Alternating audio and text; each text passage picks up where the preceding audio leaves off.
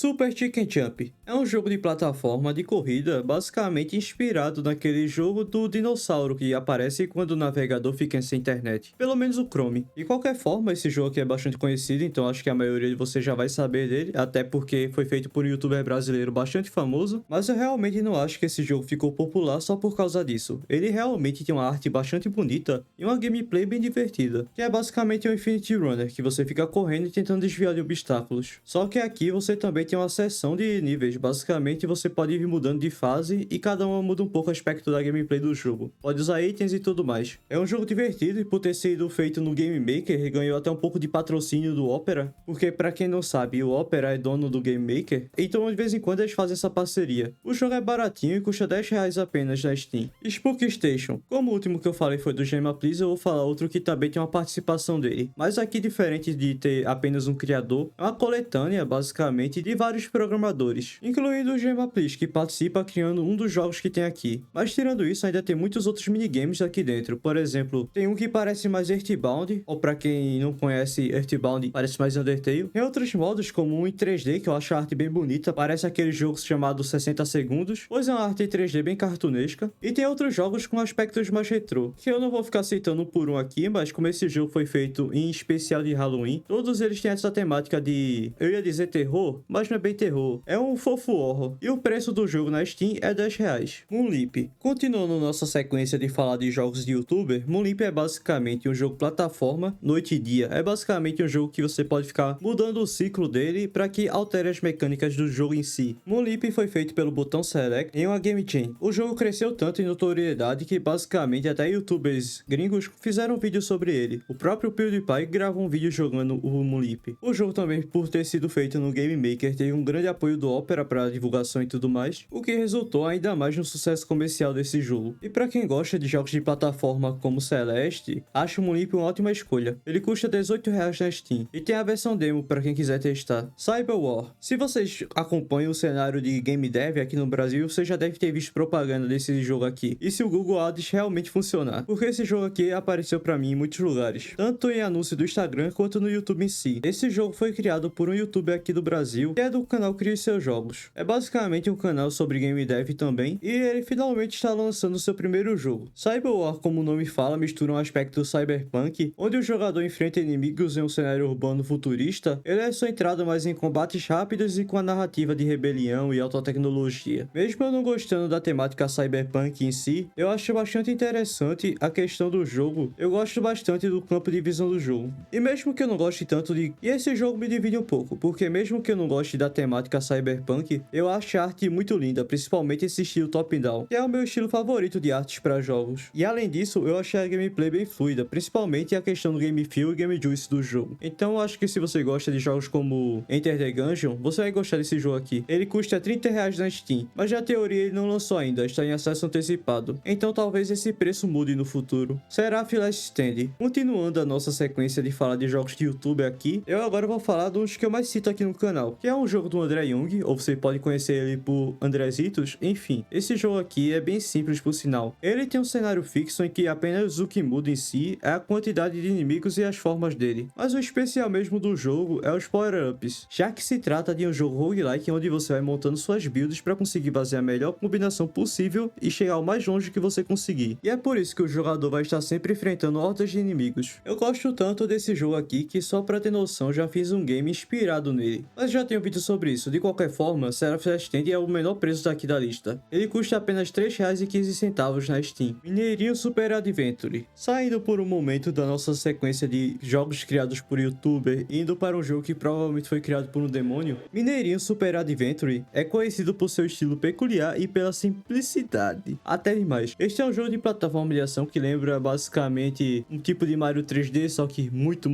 pior. A questão é que Mineirinho Super Adventure é um jogo mal feito por toda a base dele, principalmente por ter sido feito no Blender, que é uma engine de jogos péssima, e por sinal não é nem pra ser uma engine em si, é mais como modelador do que um criador de jogos em si. Esse jogo aqui explodiu por ter virado meme, e você pode comprar o Mineirinho Director Cut na Steam. Ele custa R$13,50 e é baratinho pra se você quiser comprar ele, seja lá Deus o porquê. Gods of Sand. Agora retornando para falar mais um jogo do youtuber André Young. Esse jogo é basicamente inspirado naquele jogo Swords of Sandals. Era um jogo bem popular de navegador há um tempo atrás e que basicamente simula batalhas de coliseu e coisas da arena antiga, como se fosse um gladiador. Mas no Gods of Sand é basicamente uma evolução. Ele tem aspectos como treinar o gladiador e também escolher vários personagens para poder lutar as batalhas, além de adicionar também um pouquinho de elementos de RPG, o que basicamente o torna a evolução do Swords and Sandals. Ele custa R$18 na Steam, mas tem promoções que ele fica bem mais baratinho. Além disso, ele também está em acesso antecipado. A Lenda do Herói é inspirado naquela série de vídeos no YouTube do Marcos Castro, publicado no canal Castro's Brothers há muito tempo atrás. Era basicamente um vídeo satirizando os jogos de plataforma e brincando com as mecânicas que jogos normalmente têm, aqueles clichês em si de sempre seguir à direita e tudo mais.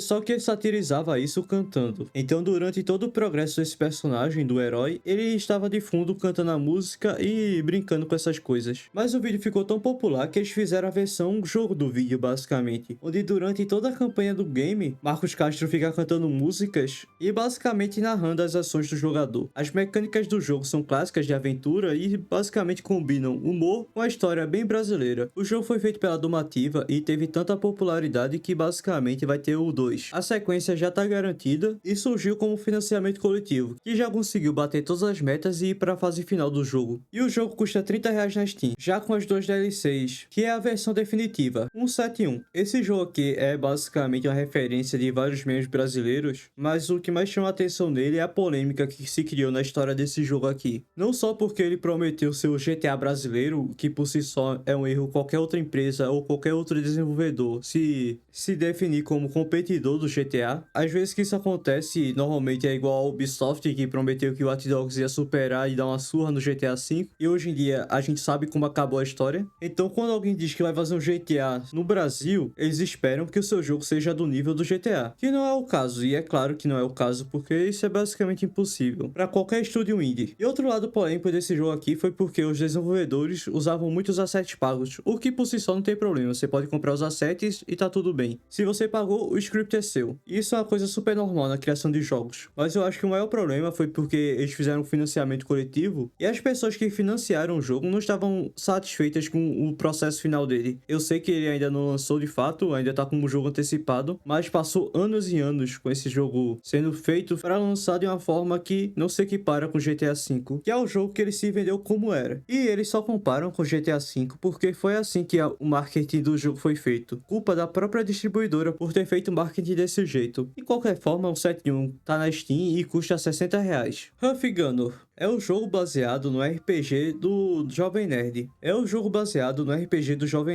Em que apareceu em um dos podcasts onde ele joga D&D, só que fez tanto sucesso que eles começaram a fazer livros sobre isso, depois passaram para fazer outros produtos, mas agora sim fizeram um jogo da história do RPG deles. Bem, basicamente é a história, né? Se passa no mesmo universo, mas não é a história do RPG em si. Huff Gunner é basicamente um jogo de cartas que parece bastante Slay of Spire, para quem conhece. Eu diria que é uma inspiração bem clara, mas ele também adiciona coisas novas, como por exemplo, combates em grupos e um estilo de arte que brinca bastante com a pintura digital. E o jogo custa R$56 na Steam. Dandara é um Metroidvania que traz o protagonista brasileiro em um mundo surreal, com mecânicas únicas de movimento e uma história inspiradora de resistência. Dandara basicamente mistura vários aspectos da cultura brasileira. Percebe-se isso pelo nome do jogo, né, que Dandara, assim como a protagonista, também na nossa vida real, era a esposa do Zumbi de Palmares, ou seja, já tem aspectos desde aí. Mas além disso, você consegue encontrar o Aboporu dentro do jogo também, mais um monte de referências. Eu acho muito bom ter um jogo que brinca com esses aspectos da nossa cultura dentro dele, e que não seja apenas nosso folclore. Mas falando sobre a mecânica em si, é um jogo de plataforma, mas com os aspectos de combate, estilo Metroidvania. Você tem que passar as fases e lutar contra bosses. É bem interessante e eu recomendo jogarem. O preço dele na Steam é de R$47.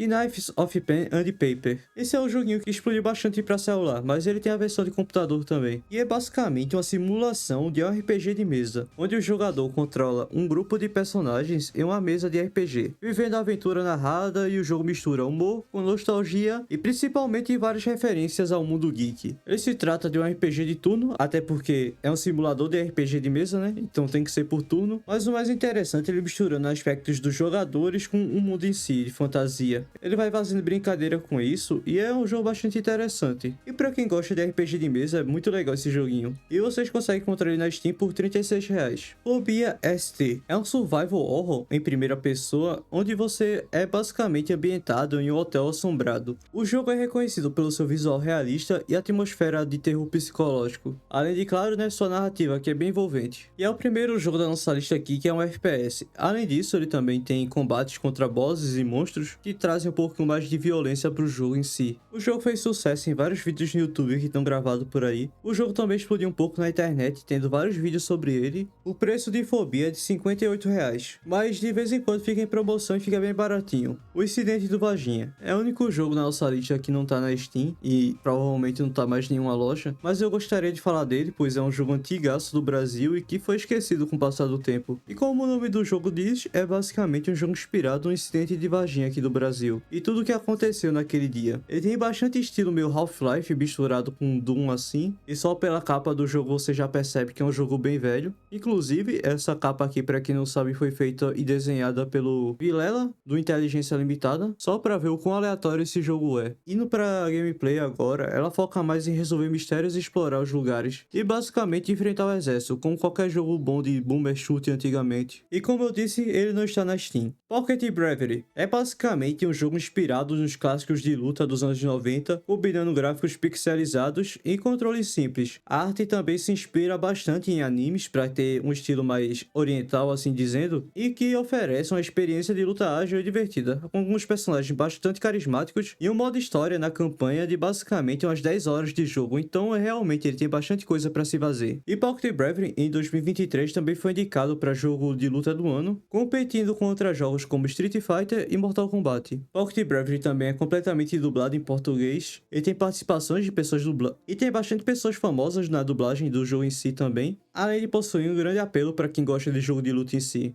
Já que ele possui modos dentro do próprio jogo que são modos secundários assim, mas que você consegue brincar com as mecânicas de jogos de luta. Mas enfim, Pocket Bravery na Steam custa R$60 na sua versão base. E eu sei que faltou muitos jogos brasileiros aqui nessa lista, mas não tinha como colocar todos. Na verdade, eu apenas coloquei os 15 primeiros que eu lembrei de cabeça. Então, caso vocês queiram uma parte 2 falando de mais jogos, podem colocar nos comentários. E se quiserem comentar também alguns jogos brasileiros para eu colocar na parte 2, fiquem à vontade.